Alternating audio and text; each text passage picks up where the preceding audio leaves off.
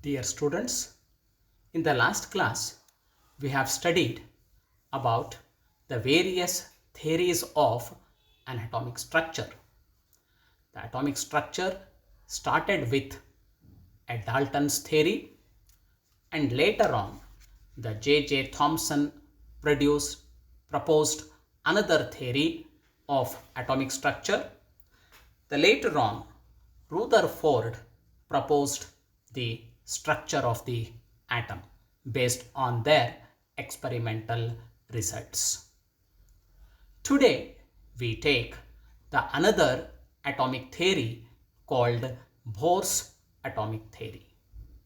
Before to know about the Bohr's atomic theory, let us study the electromagnetic radiation, electromagnetic spectrum, and quantum theory of radiation, and also the photoelectric effect.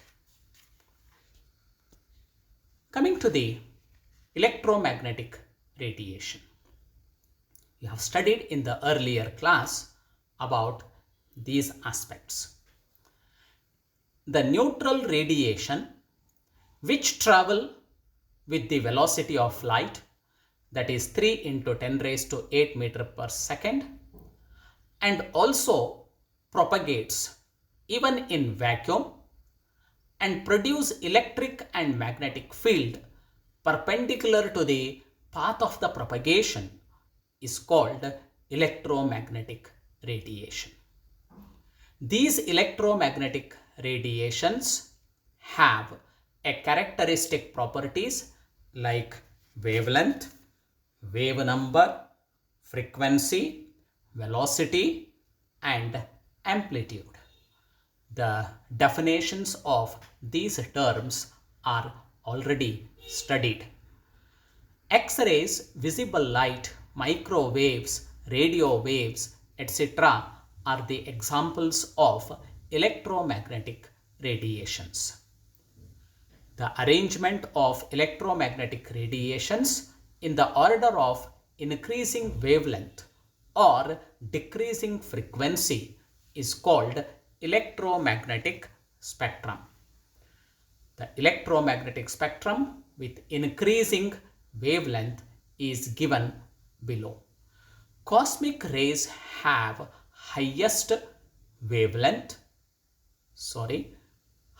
frequency and lowest wavelength, that is 10 raised to minus 16 meter, and radio waves have highest wavelength, that is 10 raised to 2 meter, or the lowest frequency.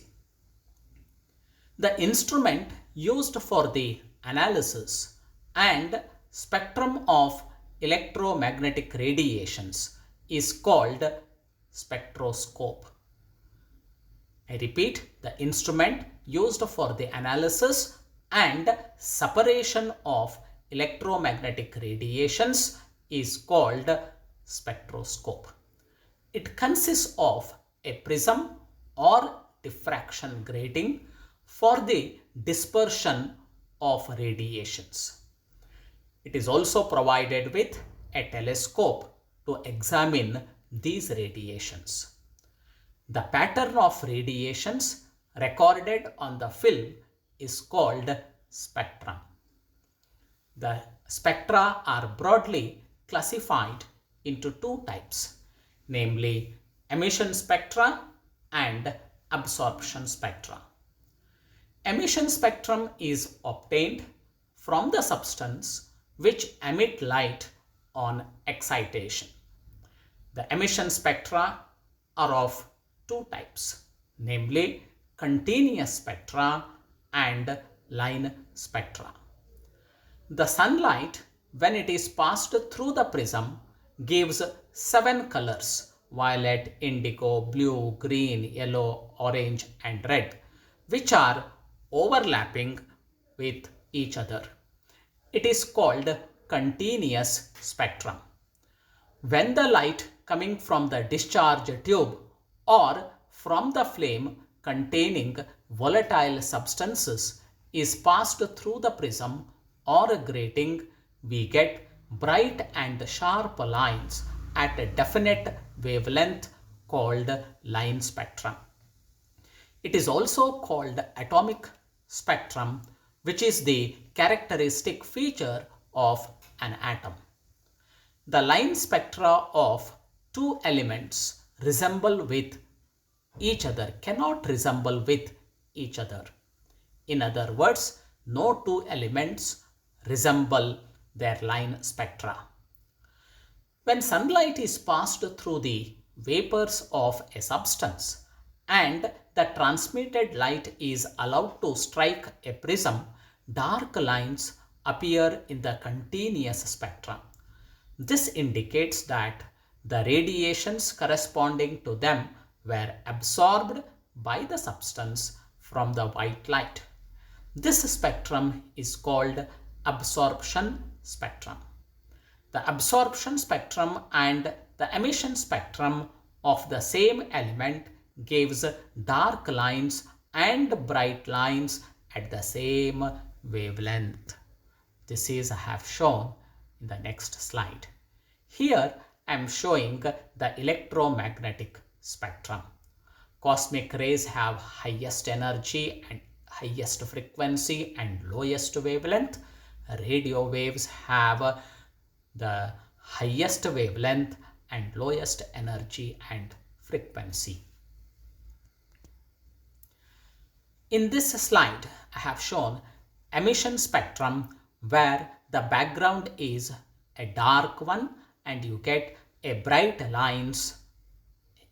And in case of absorption spectrum, the background is a white light, or if it is in the visible region, you get the different colors and we have a dark bands in the white background.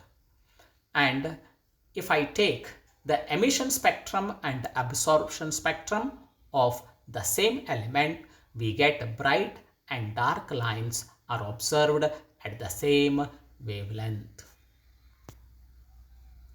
Now coming to the another aspect that is known as Planck's quantum theory. Max Planck in 1900 proposed this theory of radiation. According to this theory, the radiant energy is emitted or absorbed in the form of small discrete units of energy called quanta. In case of light, it is called photon. The energy of each quantum is directly proportional to the frequency of radiation. That is, E is directly proportional to frequency, that is nu, or E is equal to h nu, where h is called the Planck's constant, whose value is 6.62 into 10 raised to minus 34 joules second. We also know that the frequency nu is equal to c upon lambda. Therefore, energy E can also be given as hc upon lambda. The energy absorbed or emitted is in whole number multiples. That is, E is equal to nh nu, where n may be 1, 2, 3 and so on, but it cannot be a fractional values like 1.5, 2.08 and so on. Emission or absorption of energy less than one quantum is impossible. Coming to the another phenomenon known as photoelectric effect. The phenomenon of ejection of electrons from the surface of certain metals when light of suitable frequency strikes on it is called photoelectric effect. The ejected electrons are called photoelectrons. When ultraviolet light strikes on cesium metal surface, photoelectrons are ejected. Einstein in 1905 explained this phenomenon, and it is an evidence of particle nature of light energy. For this, the Einstein won the Nobel Prize. coming to the Bohr's model of an atom. In 1913, the Niels Bohr proposed the structure of the atom based on considering the quantum theory of radiation. He proposed 4 important postulates and then he calculated the radius and energy of an electron. The main postulates of the Bohr's theory are: number 1, in an atom, electrons revolve around the nucleus in a fixed circular paths called orbits or shells or energy levels without emitting any radiations. Orbits are named as K, L, M, N and so on, where K is nothing but it is the first orbit, L is the second orbit, M is the third orbit and so on. The second postulate: orbit nearer to the nucleus has less amount of energy and the orbit away from the nucleus has more amount of energy. The centrifugal force acting on the electron balances the Coulombic force of attraction between the nucleus and the electron.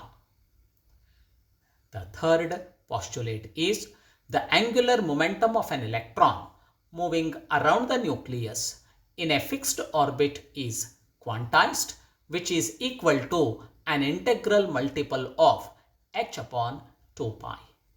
That is, mvr is equal to nh upon 2 pi. The fourth postulate is an electron may jump from one orbit to another. Energy is absorbed when an electron jumps from lower orbit to higher orbit in the form of photon. Energy is emitted when an electron jumps from higher orbit to lower orbit in the form of photons. The change in energy, that is delta E, is equal to E1 difference E2, which is equal to h nu. So based on these postulates, the Bohr explained satisfactorily the emission spectrum of hydrogen.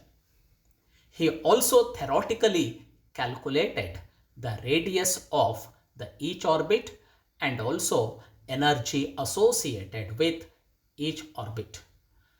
The theoretical observations were found to be true with the experimental results. Here I have shown the structure of an atom based on Bohr's theory. The below one, it shows when an electron jumps from lower orbit to higher orbit, energy is absorbed. When an electron jumps from higher orbit to lower orbit, energy is emitted in the form of radiations, which is quantized. He explained the emission spectrum of hydrogen based on his theory satisfactorily. The explanation is given here. When hydrogen gas is subjected to electric discharge, hydrogen molecules split up into hydrogen atoms. Each hydrogen atom consists of one electron in the first orbit. The electrons in different hydrogen atoms absorbs different quanta of energy and jumps to higher energy levels. As higher energy state is the most unstable state, therefore electrons jump back to different lower energy states in one or several steps. In each group, energy is emitted in the form of radiation of different frequency.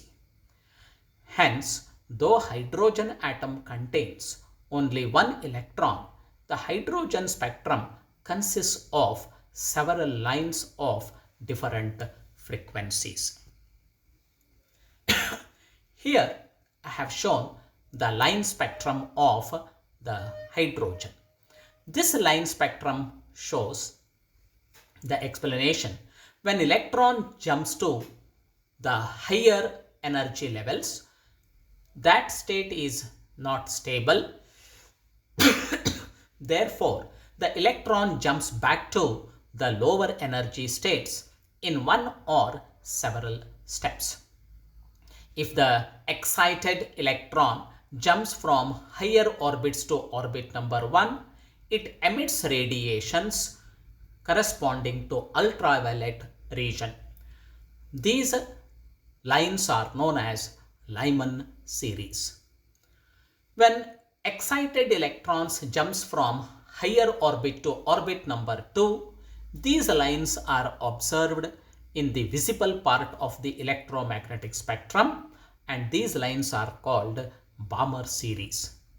Similarly, the Paschen, Brackett and Fund series are obtained when excited electrons jumps to the orbit number 3, orbit number 4 and orbit number 5 respectively. These lines are found in infrared regions. They are known as Paschen series, Brackett series and Fund series. The same explanation what I have explained is given here. Now later on, the scientist Rydberg calculated the wavelength of these lines through his empirical equation.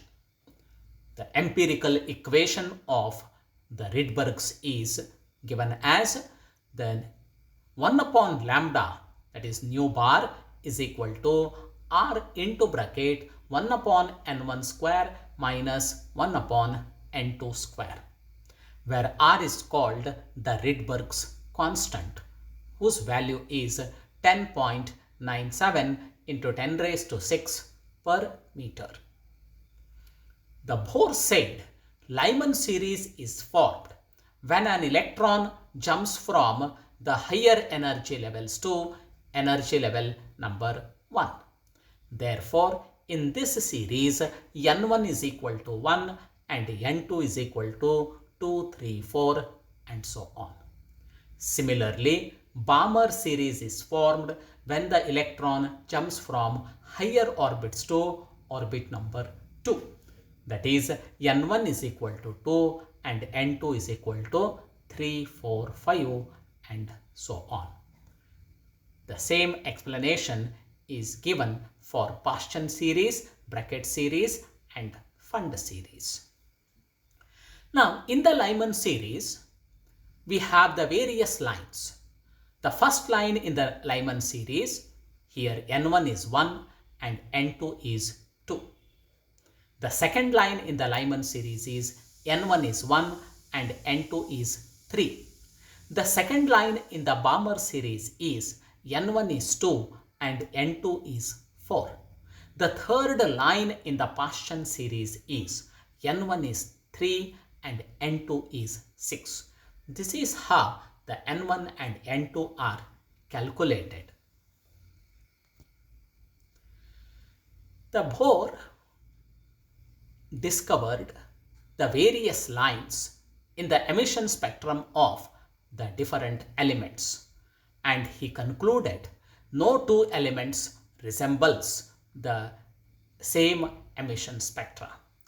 The emission spectrum of hydrogen, emission spectrum of mercury and emission spectrum of neon is shown here.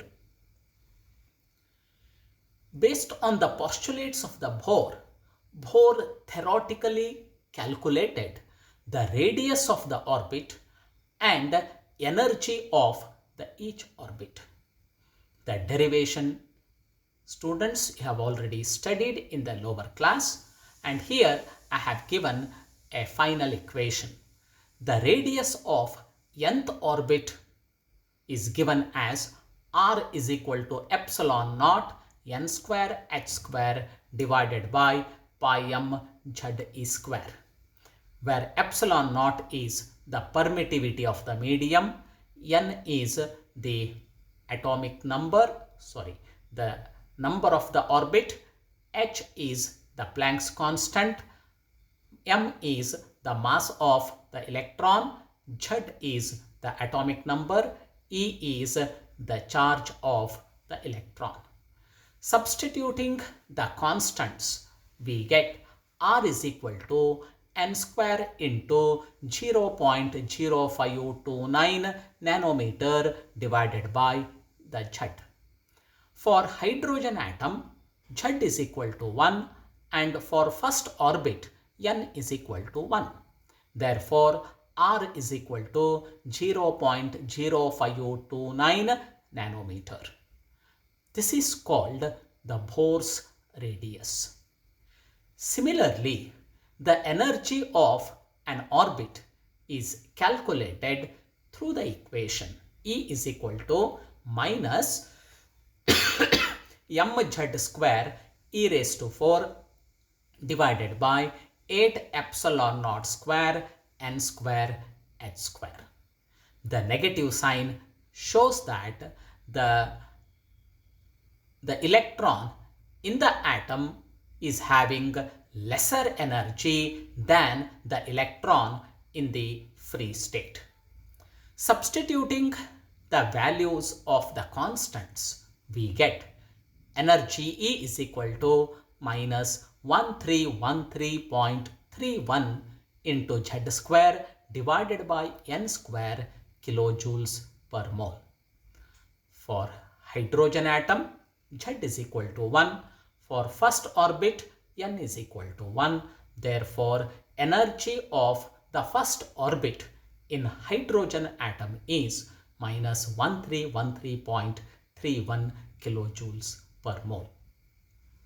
Similarly, the radius of the second orbit is 0.0529 nanometer and radius of the third orbit is 0.0529 nanometers. So here it is nothing but the 0.476 nanometer for the third radius and 0.212 for the second radius. The energy of the second orbit is minus 328.3 kilojoules per mole and energy of the third orbit is minus 145.9 kilojoules per mole. Now we can also calculate the radius and energy of the hydrogen-like ions. This emission spectrum of hydrogen, this explanation can also be given to the other ions called the hydrogen-like ions. Hydrogen-like ions are those which contain one electron in the first orbit. One electron.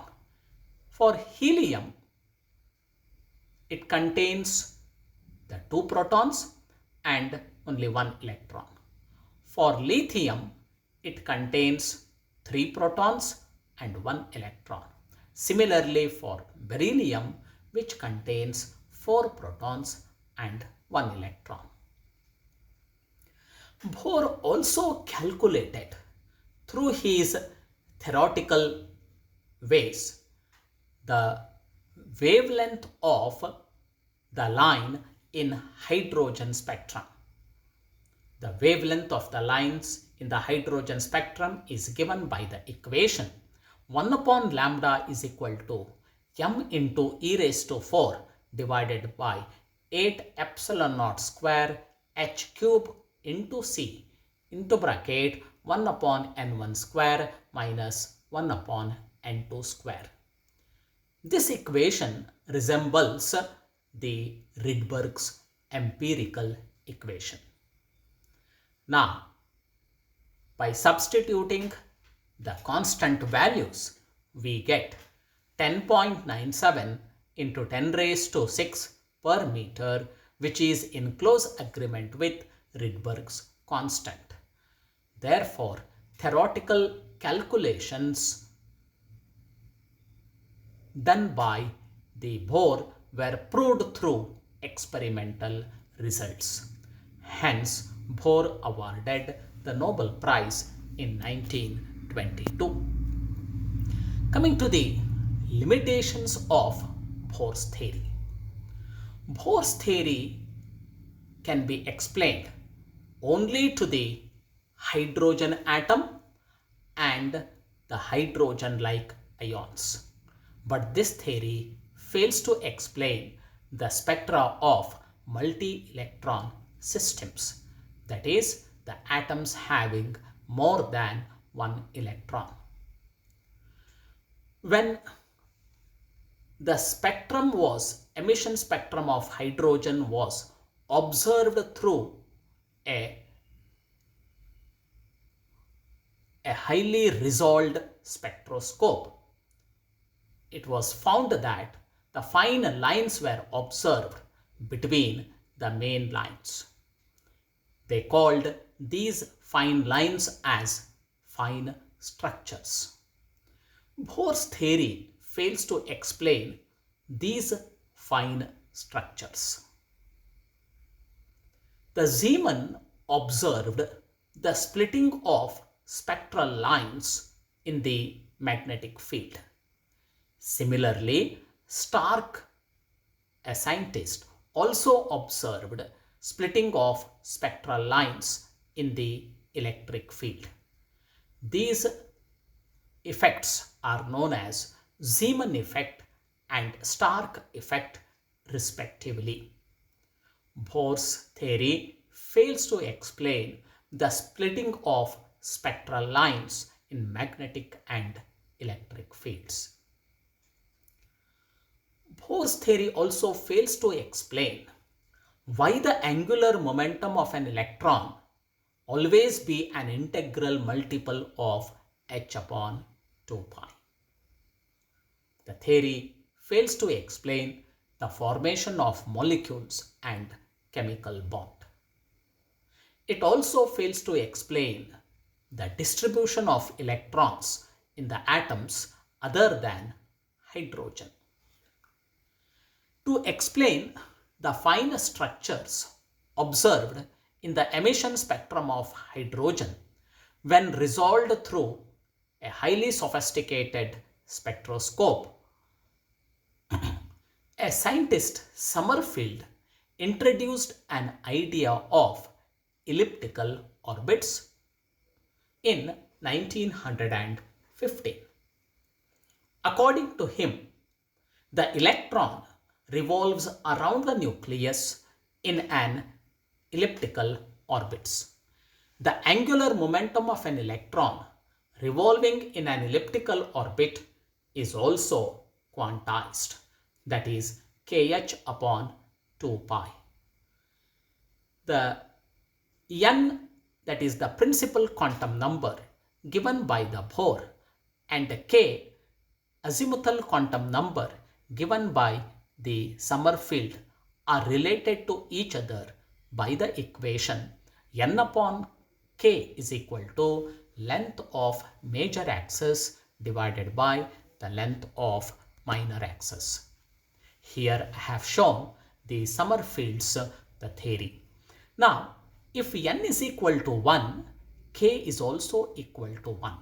That means for the first orbit, we have only one suborbit. Since both the values are same, so it is having a circular orbit.